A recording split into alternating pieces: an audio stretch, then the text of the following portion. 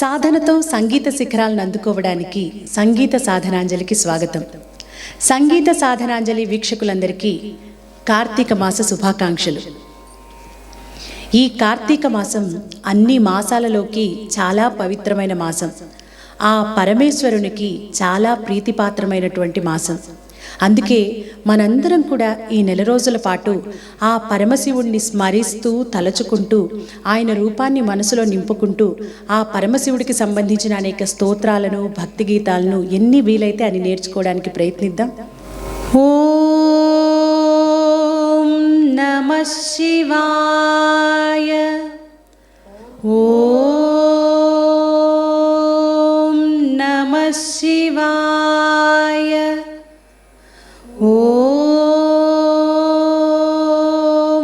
నమః శివాయ.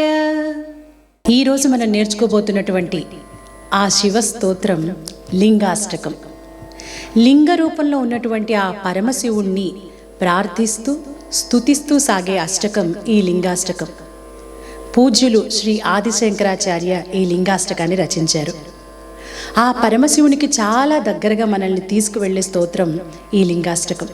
మనందరికీ తెలుసు, అష్టకం అంటే 8 పాదాలు ఉంటాయన్నమాట. 8 శ్లోకాలతో కూడిన స్తోత్రాన్ని అష్టకం అంటారు. చివర్లో దానికి ఒక శ్లోకంలో ఫలశ్రుతి కూడా ఉంటుంది. ఈరోజు ఈ లింగాష్టకాన్ని ఏ విధంగా పాడాలో మనం నేర్చుకుందాం.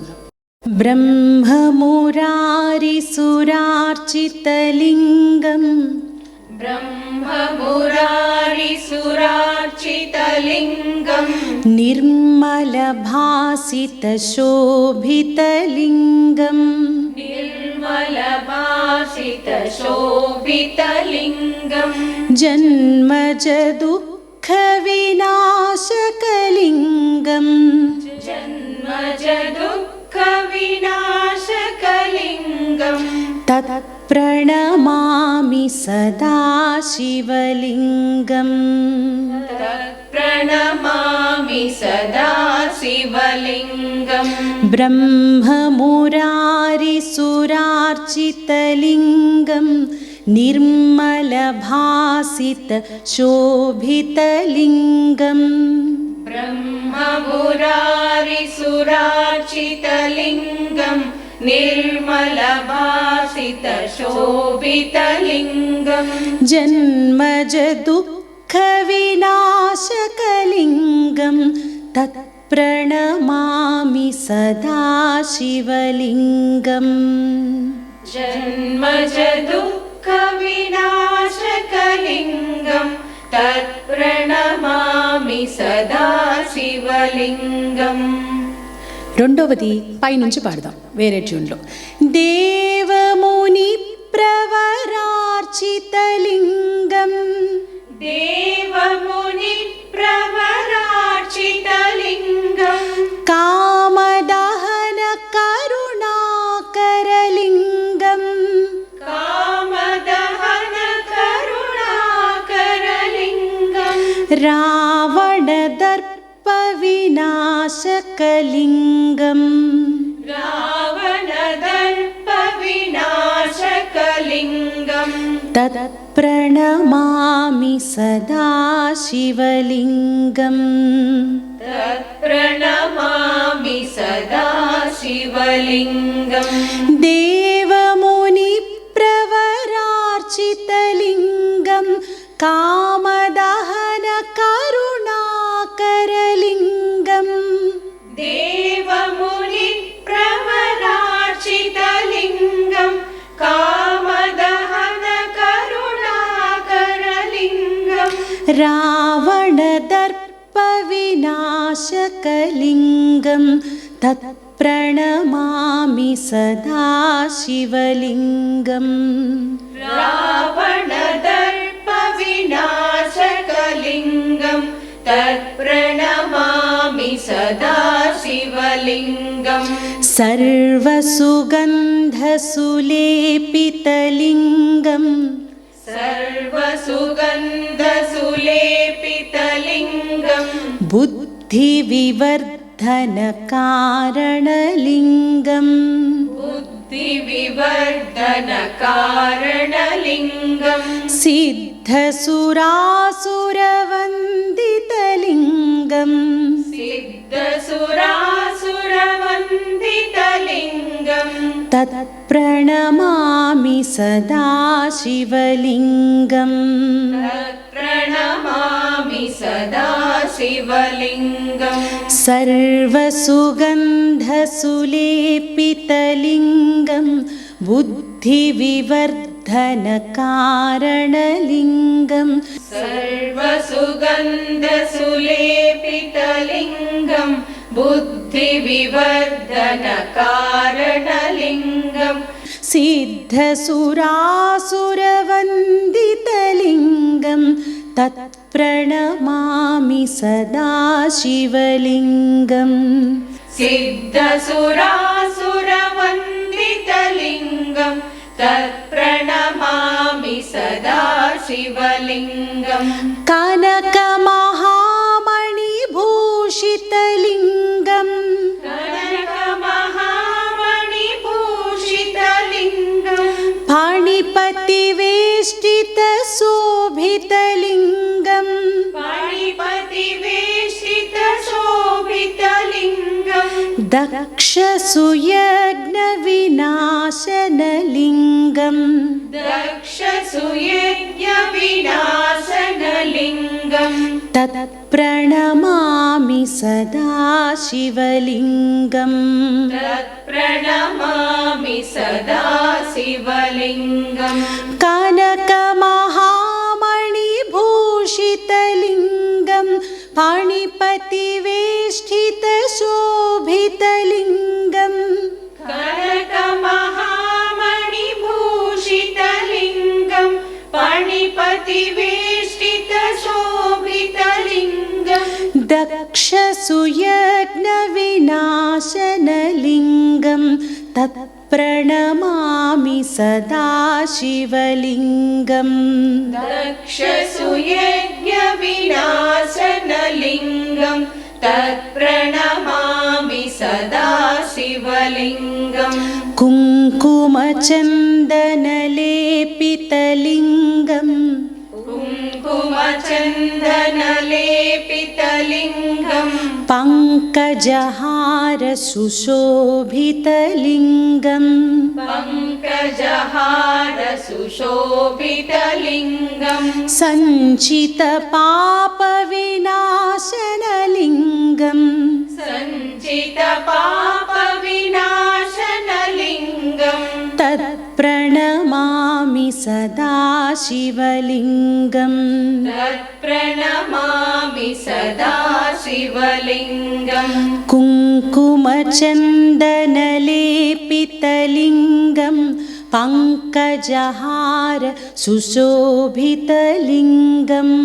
कुङ्कुमचन्दनलेपितलिङ्गं पङ्कजहार सुशोभितलिङ्गं सञ्चितपापविनाशनलिङ्गं तत्प्रणमामि सदा शिवलिङ्गं सञ्चितपापविनाशनलिङ्गं तत्प्रणमामि सदा शिवलिङ्गं देवगणार्चितसेवितलिङ्गं देवगणार्चितसेवितलिङ्गं भावैर्भक्तिभिरेव च लिङ्गं भावैर्भक्तिभिरेव च लिङ्गं दिनकरकोटिप्रभाकरलिङ्गं दिनकरकोटिप्रभाकरलिङ्गं तत्प्रणमामि सदा शिवलिङ्गं तत्प्रणमामि सदा शिवलिङ्गं देवगणार्चितसेवितलिङ्गं भावैर्भक्तिभिरेव च लिङ्गं देवगणार्चितसेवितलिङ्गं भावैर्भक्तिभिरेव च लिङ्गं दिनकरकोटिप्रभाकरलिङ्गं तत् तत्प्रणमामि सदा शिवलिङ्गम् दिनकरकोटिप्रभाकरलिङ्गं तत्प्रणमामि सदा शिवलिङ्गम् अष्टदलोपरिवेष्टितलिङ्गम् अष्टदलोपरिवेष्टितलिङ्गं सर्वसमुद्भवकारणलिङ्गम् सर्वसमुद्भवकारणलिङ्गम् अष्टदरिद्रविनाशनलिङ्गम् अष्टदरिद्रविनाशनलिङ्गं तत्प्रणमामि सदा शिवलिङ्गम् तत्प्रणमामि सदा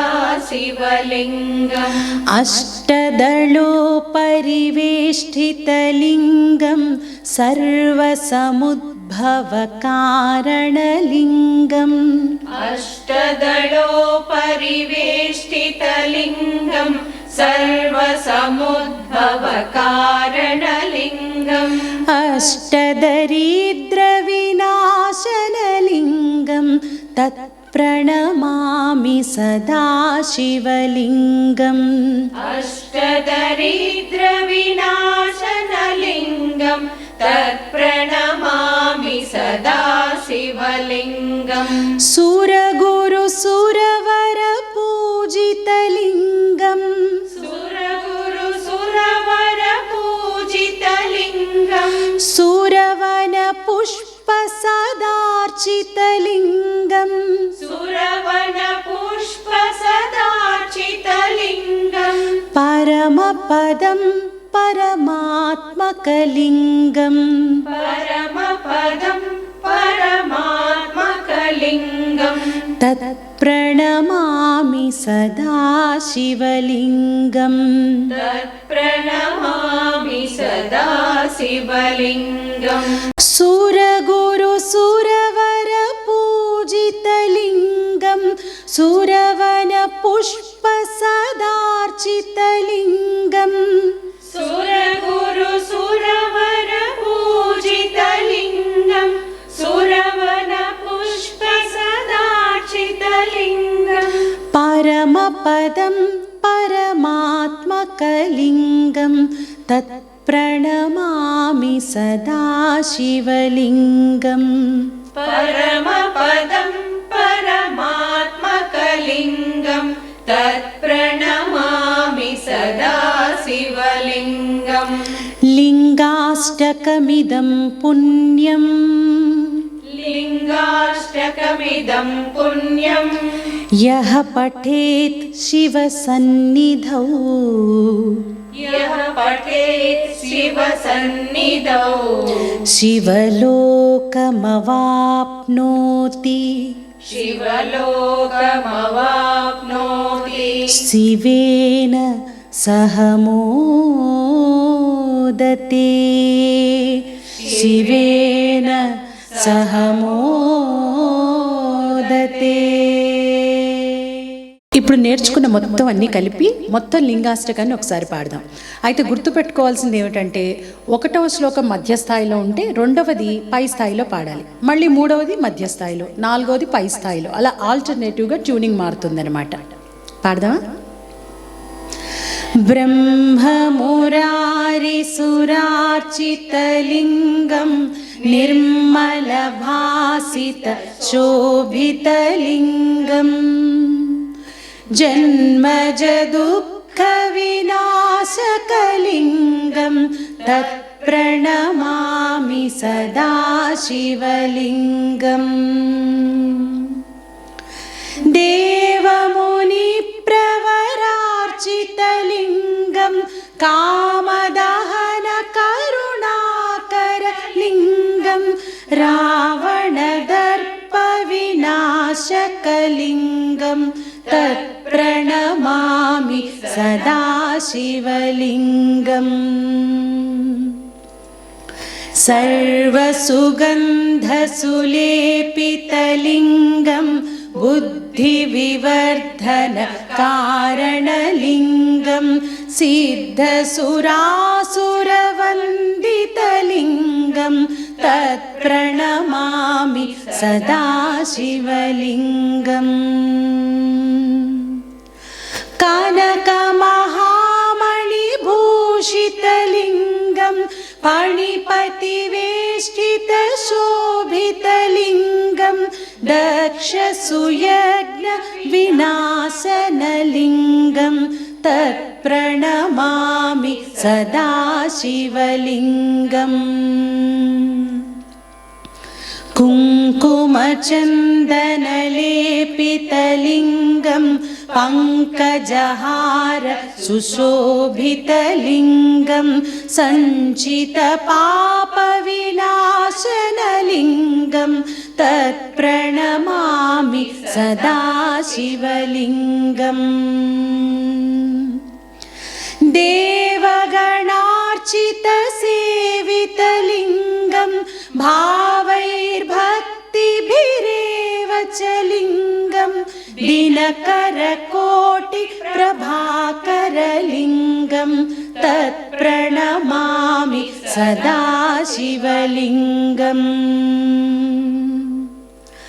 अष्टदलोपरिवेष्टितलिङ्गं सर्वसमुद्भवकारणलिङ्गम् अष्टदरिद्रविनाशनलिङ्गं तत्प्रणमामि सदा शिवलिङ्गम् सुरगुरुसुरवरपूजितलिङ्गं सुरवनपुष्पसदार्चितलिङ्गं परमपदं परमात्मकलिङ्गं तत्प्रणमामि सदा शिवलिङ्गम् लिङ्गाष्टकमिदं पुण्यं यः पठेत् शिवसन्निधौ शिवलोकमवाप्नोति शिवेन सह मोदते।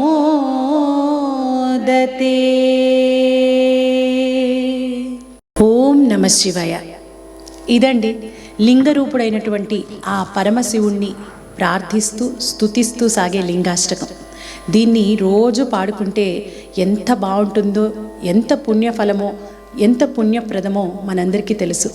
తర్వాతి వీడియోలో మరొక చక్కటి శివుడికి సంబంధించిన పాటతో మళ్ళీ కలుసుకుందాం.